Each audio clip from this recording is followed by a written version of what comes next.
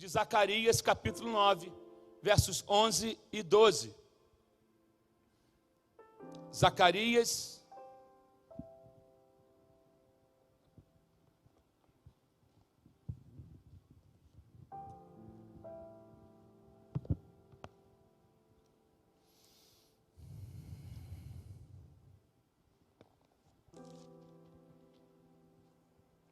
Zacarias é o profeta mais messiânico dos profetas menores. São 4 profetas maiores e 12 profetas menores. Mas menores não é questão de influência, não. Quando a gente fala profeta menor, são profetas que escreveram pouco, que não tem um livro grande. Por exemplo, são pessoas, Ageu, por exemplo, escreveu o livro de Ageu é um livro pequeno, Amós é um livro pequeno, Sofonias. Então, por isso que eles são chamados de profeta menores. Não por questão de influência, teve mais influência, menos influência. Não, todos eram profetas. Uns escreveram, como Ezequiel, por exemplo, um livro enorme, um livro grande. Daniel também é um livro, não é tão grande, mas é maior do que o livro de Zacarias. E Isaías é o profeta messiânico, né? Mas dizem que até que Zacarias e Isaías competem um pouco na questão dos profetas mais messiânicos. Mas Isaías é um livro com 60 e tantos capítulos, né? Zacarias é o segundo profeta mais messiânico, né? E ele é um profeta contemporâneo de Ageu, e ele escreveu a sua carta pós-exílio. O povo, eles tinham acabado de sair do exílio, então muitos judeus se espalharam pelo mundo e alguns poucos voltaram para Jerusalém. Mas os mais jovens e os idosos voltaram para Jerusalém. E aí houve aquela correria de voltar para as suas vidas, de querer recuperar o tempo perdido. Já falei isso aqui alguns dias atrás, quando Zacarias começa no capítulo 1. E é interessante que Zacarias é descrito em 2 partes. Alguns vão dizer, estudiosos vão dizer que existe o livro de Zacarias 1 e Zacarias 2. O livro de Zacarias 1 vai do capítulo de 1 a 8 e o Zacarias 2 vai do capítulo 9 em diante. Mas, na verdade, é o mesmo livro. Alguns estudiosos vão dizer que a parte 2 foi escrita um pouco depois, mas na Septuaginta, que é quando o concílio se reuniu, eles decidiram manter o livro de Zacarias como sendo um único livro. Não fizeram essa divisão. Mas surge então Isaías. Gente, minha Bíblia aqui, ela não está ficando aberta porque ela é novinha. Deixa eu abrir ela aqui. Embora eu estou com texto aqui no iPad, mas eu gosto da Bíblia de papel. Eu não sei você. Eu gosto de manusear. Isso aqui, ó. Sabe como se chama esse barulho? Quem sabe? Farfalhar. Aprenda aí, é imenso da minha cultura.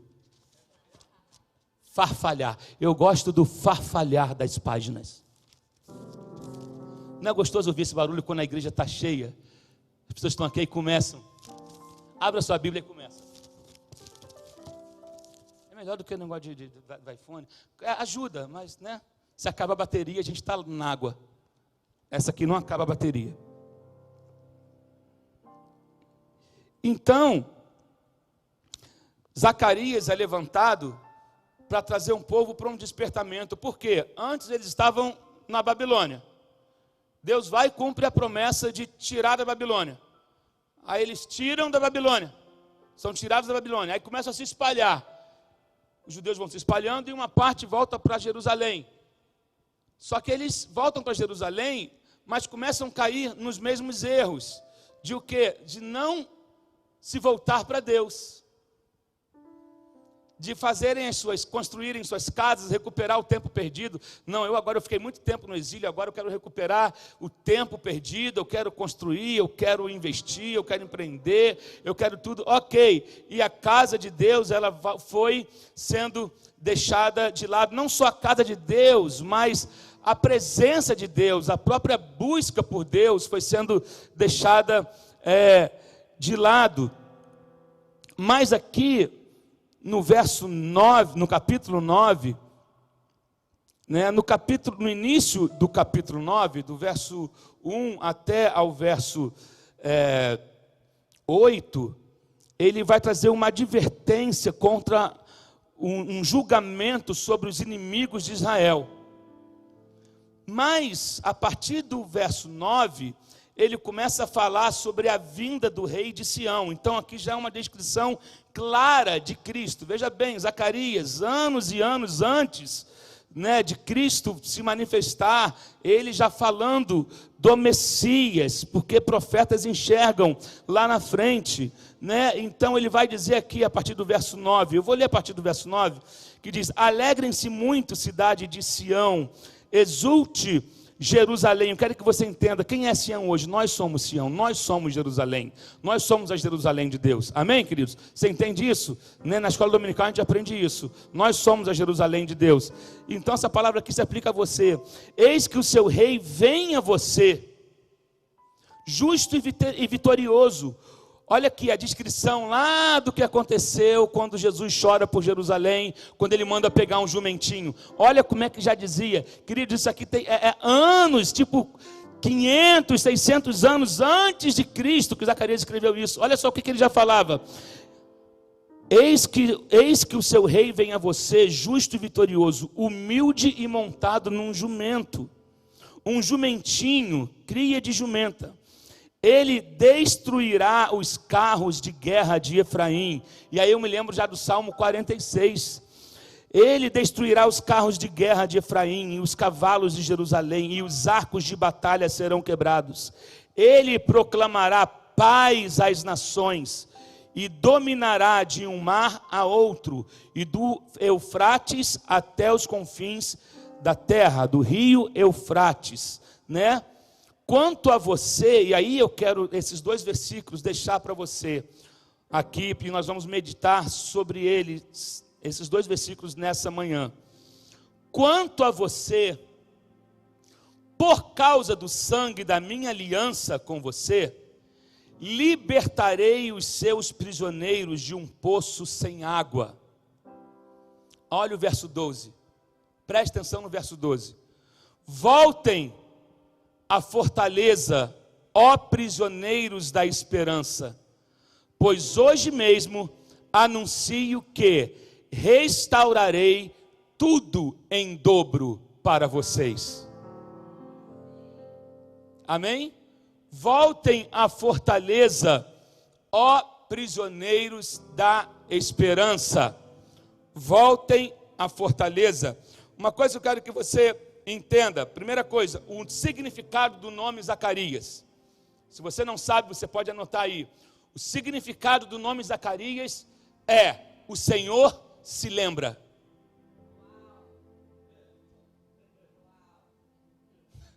Eu quero que você entenda, nada na Bíblia está por acaso. Então, o nome Zacarias, Israel, significa: o Senhor se lembra. Até os profetas, o nome tinha um objetivo.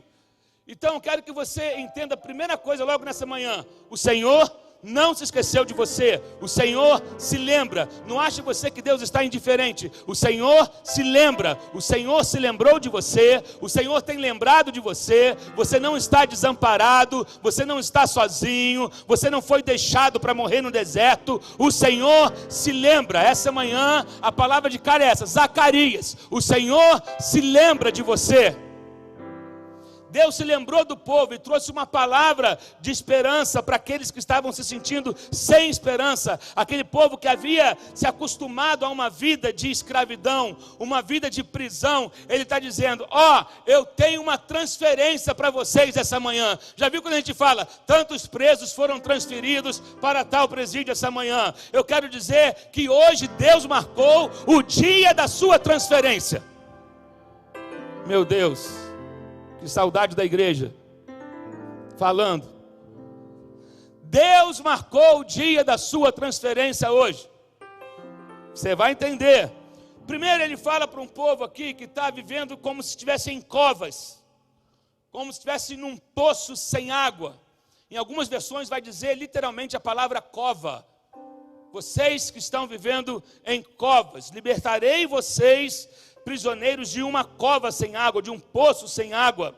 poço sem água. Há momentos em que nós nos sentimos como se estivéssemos em covas. Eu não sei se você já se sentiu assim, aprisionado por uma situação, aprisionado por um sentimento, aprisionado pelo medo, aprisionado pela insegurança, aprisionado pela incerteza. Você está vivendo um emaranhado de coisas, parece que há correntes te prendendo por todo lado, parece que você entrou, aquela expressão muito conhecida, no fundo do poço. Ah, pastor, cheguei no fundo do poço, cheguei no fundo do poço no meu casamento, cheguei no fundo do poço nas minhas finanças, cheguei no fundo do poço na minha esperança, cheguei no fundo, pastor, eu não tenho mais visão de futuro, cheguei no fundo do poço. Hoje é o dia que Deus vai te tirar daí, sabe? Parece que para alguns a certeza da derrota é assustadora.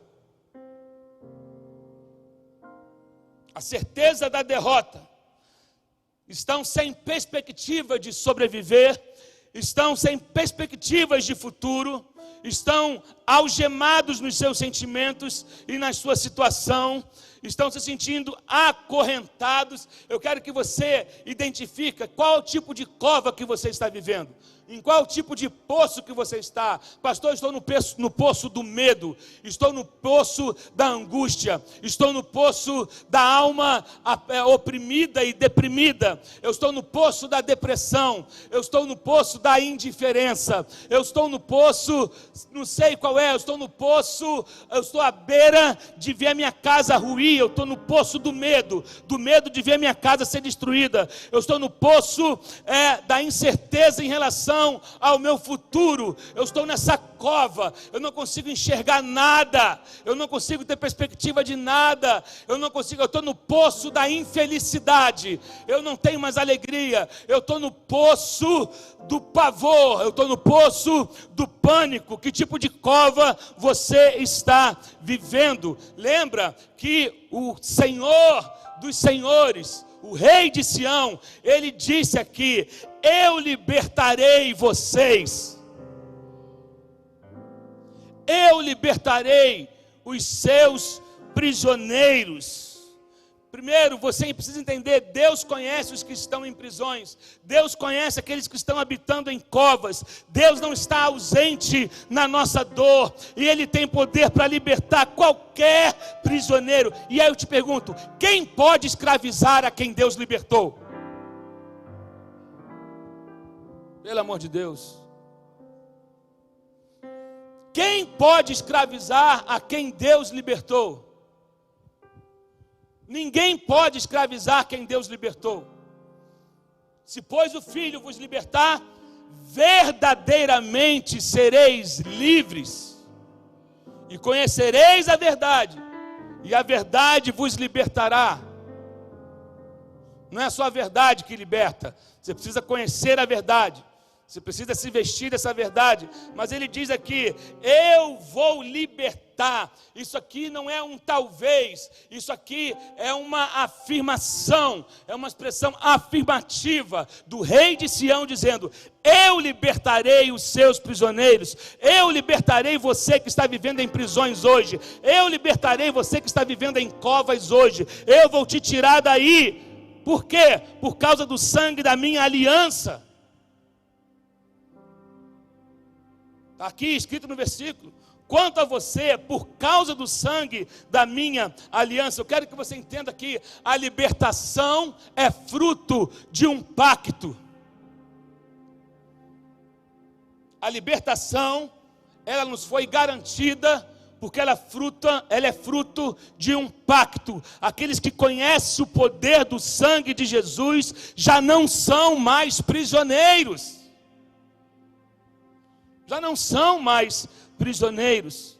Olha o que a palavra vai dizer aqui. Deixa eu abrir aqui.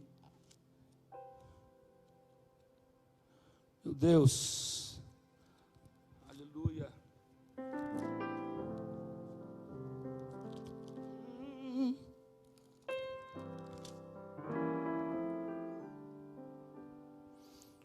Efésios 2, versos 11 e 12 vai dizer: portanto, lembrem-se de que anteriormente vocês eram gentios, por nascimento e chamados em circuncisão, pelos que se chamam circuncisão, feita no corpo por mãos humanas, e que naquela época vocês estavam sem Cristo, separados da comunidade de Israel, sendo estrangeiro quanto às alianças da promessa, sem esperança e sem Deus no mundo. Mas agora, em Cristo Jesus, vocês que estavam longe foram aproximados mediante o sangue de Cristo.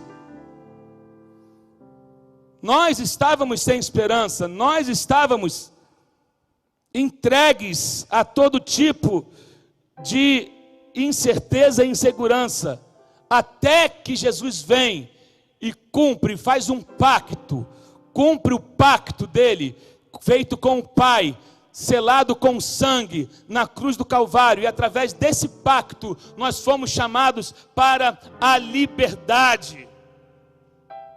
E aí, quando o rei de Sião fala para o povo, por conta do pacto do meu sangue, eu libertarei vocês das suas covas, do seu poço sem fundo. E aí ele vai dizer no verso seguinte: voltai à fortaleza, ó prisioneiros da esperança. Voltar à fortaleza significa sair do poço e entrar na fortaleza, sair da angústia para a alegria, da dúvida para a certeza, do medo para a confiança, da guerra para a paz, da morte para a vida, das trevas para a luz. Oh, querido, deixa eu falar uma coisa: o sofrimento pode nos trazer as lágrimas, mas ele não tem o poder de nos roubar a esperança. Eu vou repetir isso. O sofrimento até pode te trazer lágrimas, mas o sofrimento não pode tirar de nós a esperança.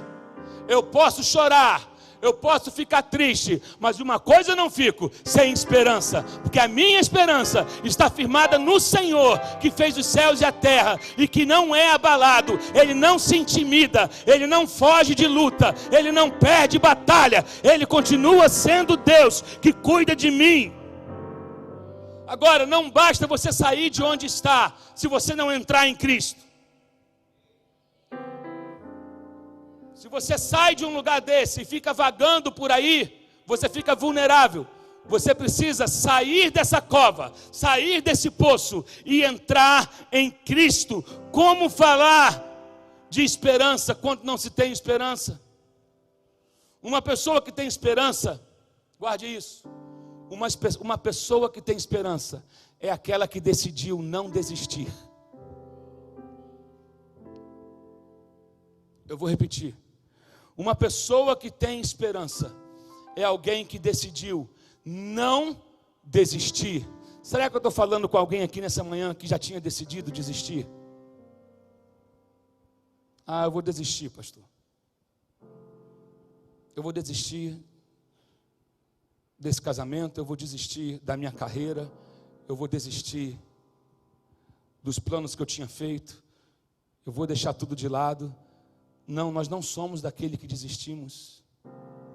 Nós não fazemos parte dos que desistem. Decida não desistir. Decida continuar.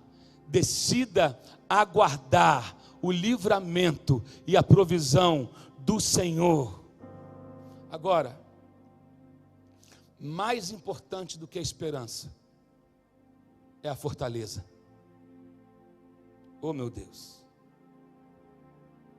Lá em 2 Coríntios capítulo 13, quando fala sobre o amor, né, ele encerra aquele trechinho dizendo: mas dessas coisas todas, as três coisas mais importantes: fé, esperança e o amor. E o maior de todos é o amor, mas está ali na lista dos 3 mais importantes: fé, esperança e o amor.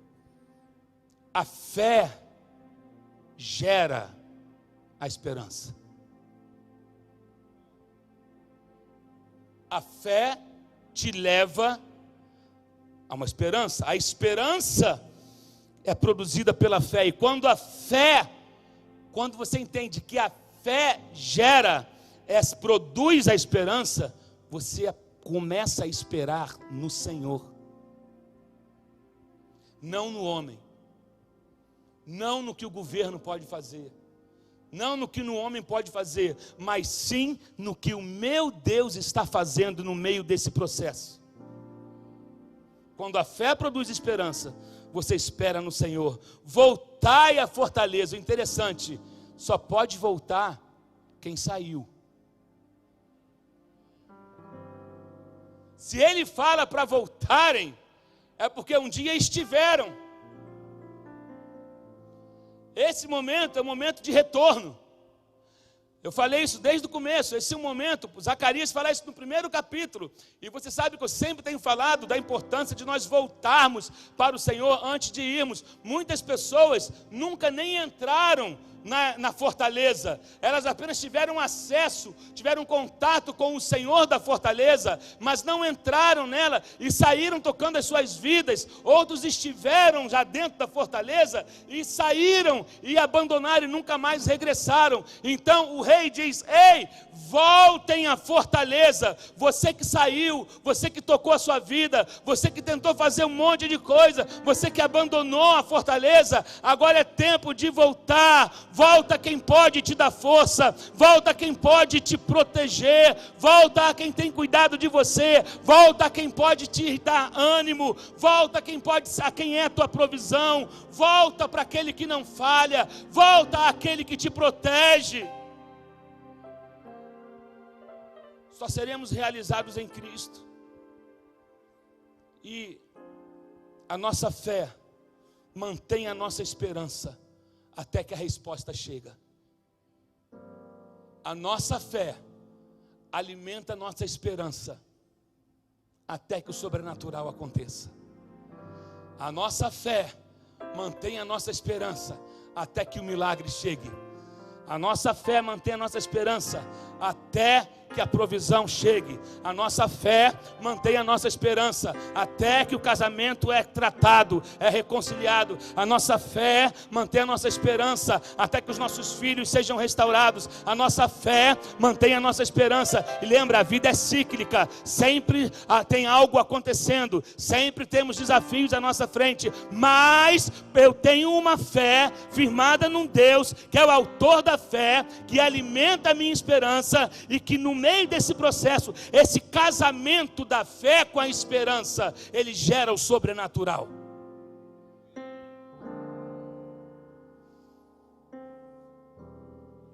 Aleluia. Não adianta esperar sem crer. Não adianta dizer que espera no Senhor, mas está com o coração cheio de dúvida. Não adianta dizer que espera no Senhor, mas fica dando ouvido a todo tipo de fake news, de má notícias, alimenta sua mente só com má notícias, sabe? E aí não consegue crer.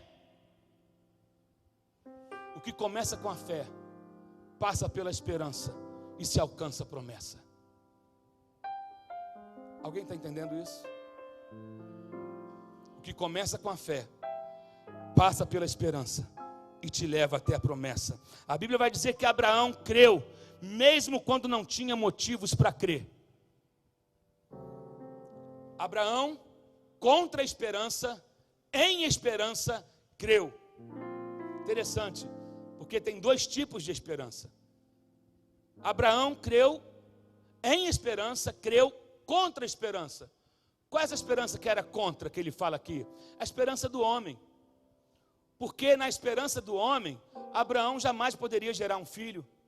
Na esperança do homem, Sara jamais poderia engravidar, quase 100 anos de idade, idosa, não tinha o corpo, já não funcionava mais, você sabe do que eu estou dizendo. Não, desiste, Abraão. Existe uma esperança que é falha.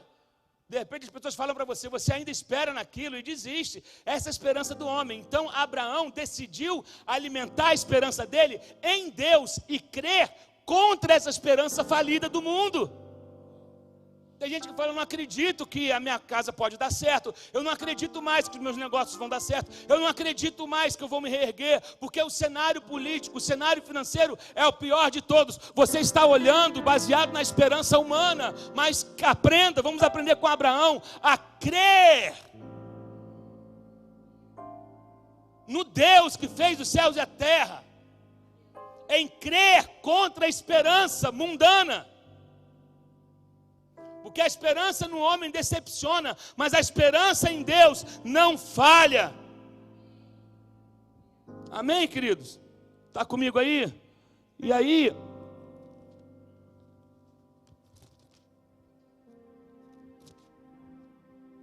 texto conhecido, Romanos 8, 24, vai dizer: pois nessa esperança fomos salvos.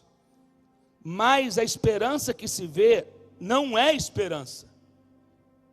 Quem espera por aquilo que está vendo? Mas se esperamos o que ainda não vemos, aguardamo-lo pacientemente. A esperança não se vê. A esperança se crê.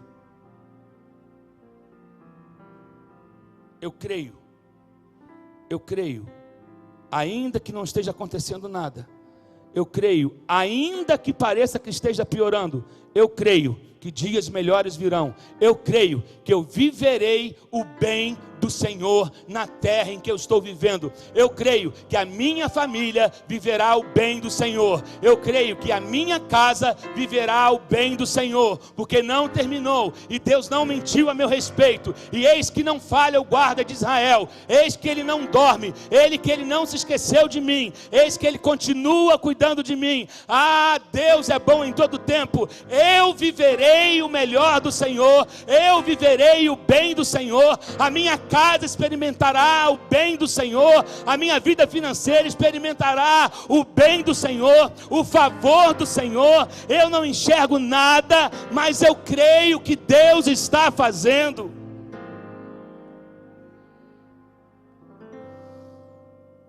Os meus olhos os meus olhos naturais podem estar enxergando o Jordão secando, mas os meus olhos espirituais enxergam fontes sendo abertas.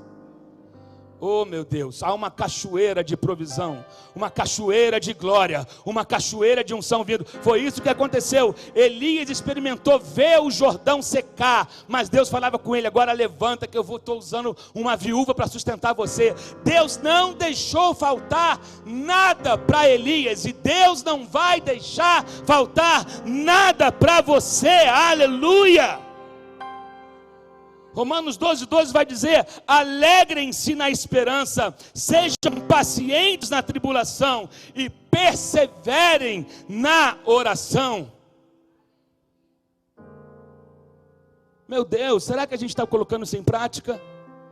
Alegrem-se na esperança. Deus quer te curar desse teu mau humor hoje.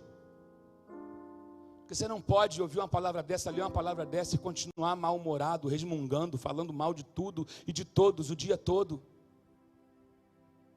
Alegrem-se na esperança. Sejam pacientes na tribulação. Perseverem na oração. Quanto tempo você ora por dia e quanto tempo você fica no telefone por dia? Como você alimenta a sua esperança?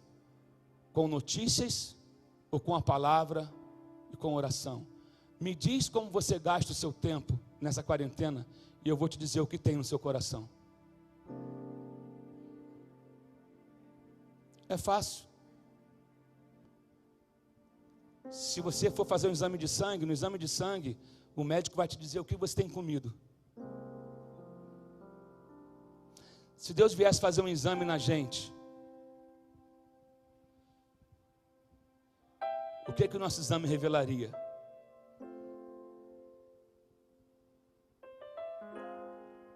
Alegrem-se na esperança. Meu Deus, sejam pacientes na tribulação e perseverem na oração. Abençoa, aí ele vai dizer: compartilhem o que vocês têm com os santos em suas necessidades, pratiquem a hospitalidade, abençoem aqueles que os perseguem. Gente, interessante, como que a Bíblia diz tudo? Abençoem os que te perseguem, abençoem-nos, não os amaldiçoem. Como eu vejo crente amaldiçoando o outro, torcendo pelo fracasso do outro, Gente que age assim, para mim, é satanista disfarçado de ovelha.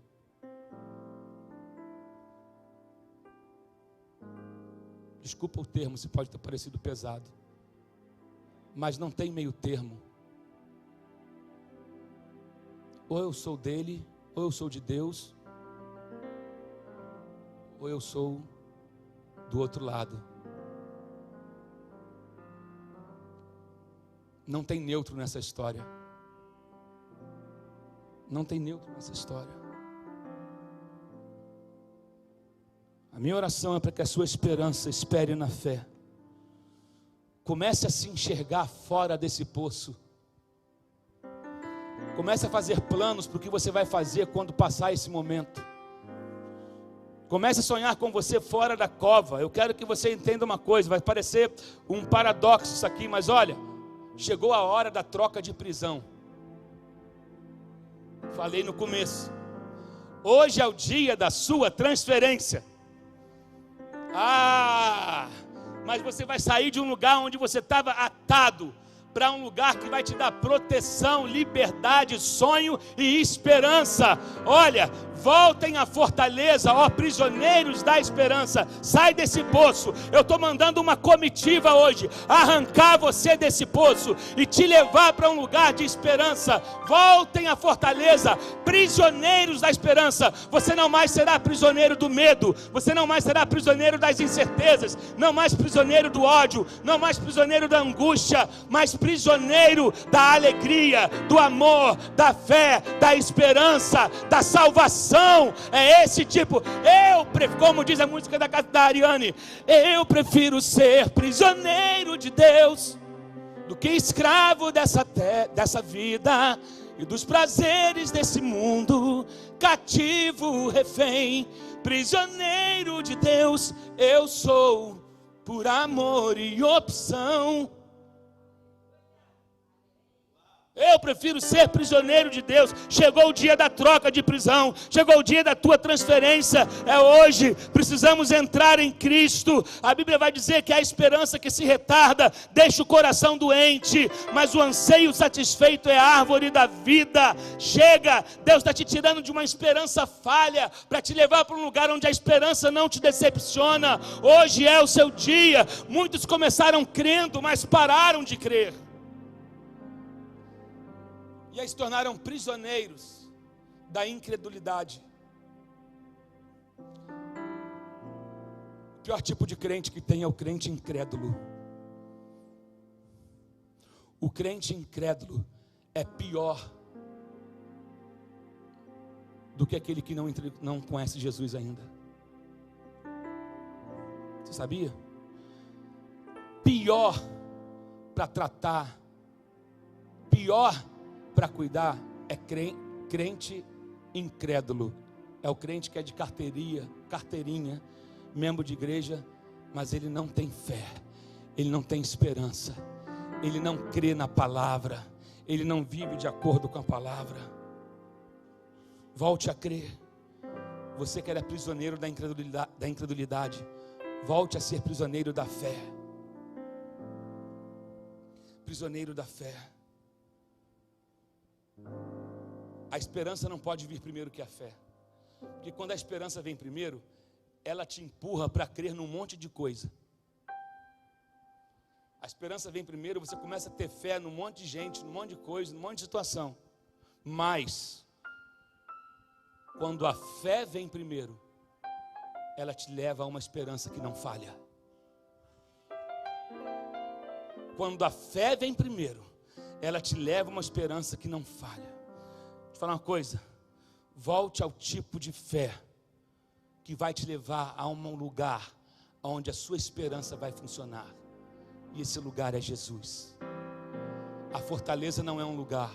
A fortaleza é uma pessoa. E essa pessoa é Jesus.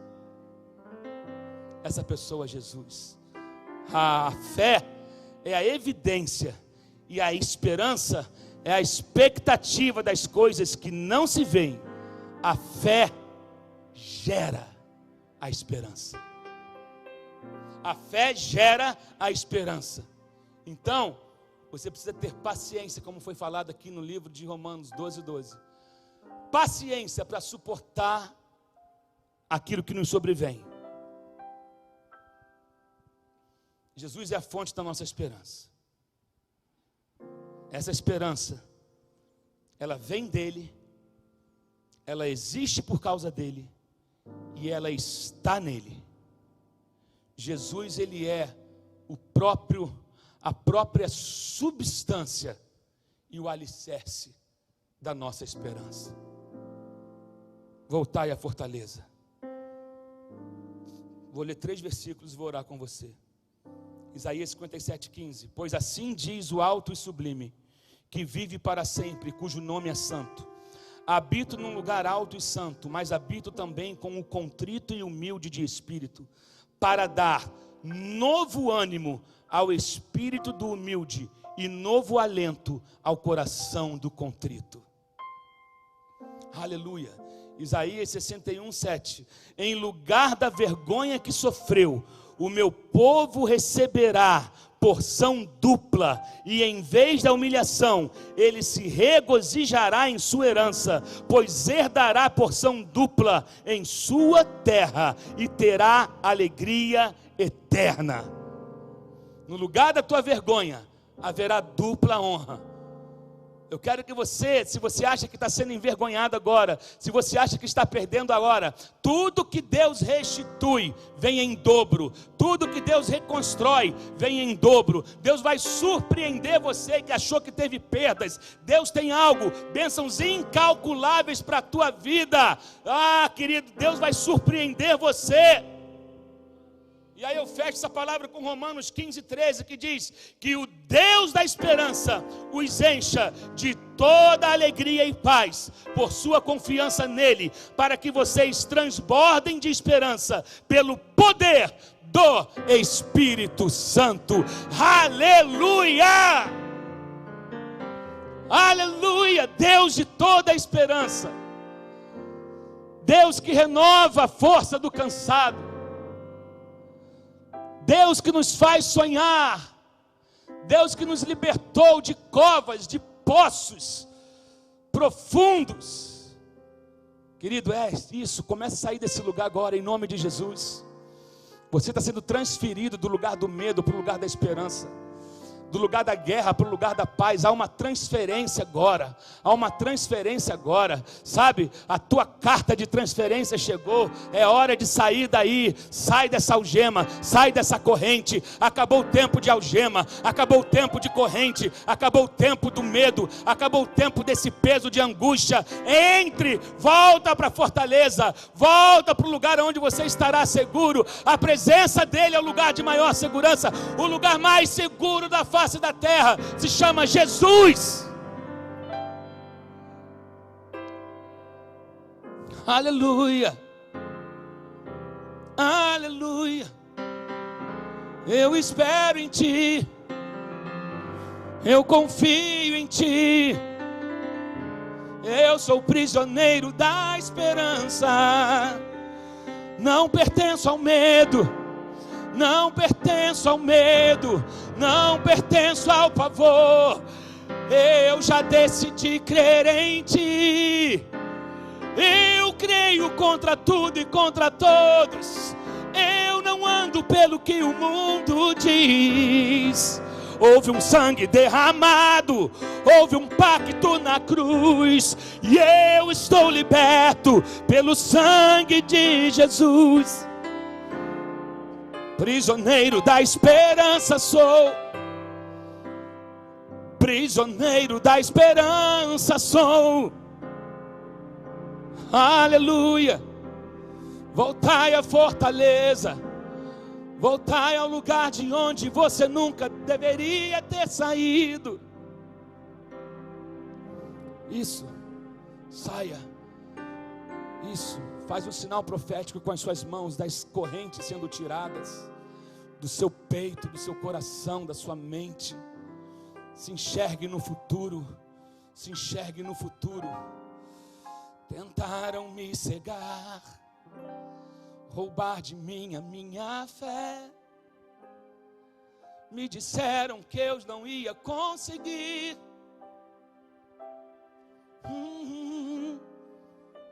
e eu fiquei vagando por aí. Mas ouvi uma voz suave a me falar.